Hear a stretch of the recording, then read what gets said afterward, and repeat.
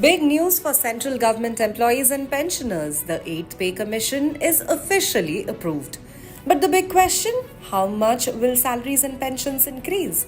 The answer lies in one key factor, which is the fitment factor. The fitment factor determines the salary and pension hikes under a pay commission. It is a multiplication factor applied to the existing basic pay to calculate the new salary structure. In the 7th Pay Commission, the fitment factor was 2.57. This time, employees' unions are demanding 2.86, but some experts believe it may be lower.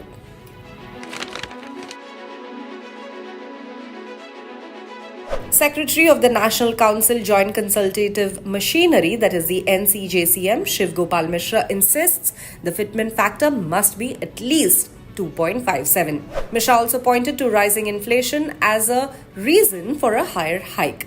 Last year, he had pushed for 2.86, a move that could significantly raise salaries. If the fitment factor is 2.86, minimum wage could rise from 18,000 rupees to 51,480 rupees. Minimum pension could jump from 9,000 rupees to 36,000 rupees.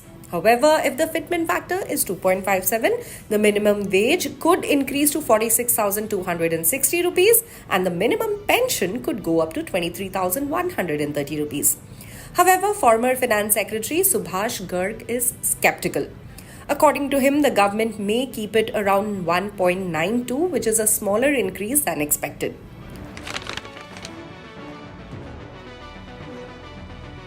So why is this 2.57 figure important? Mishra argues that the 1957 Indian Labour Conference and Dr. Aykroyd's minimum living wage formula were used for the 7th Pay Commission. But with the inflation soaring, he says these calculations are outdated. He warns that a lower fitment factor would not reflect the rising cost of living.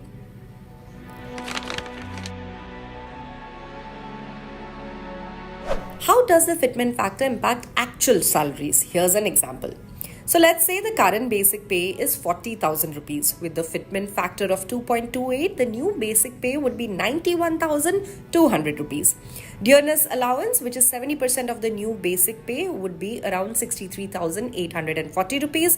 With the house rent allowance, which is 24% of the new basic pay, becoming 21,888 rupees. Therefore, the total gross salary would become 1,76,000 rupees.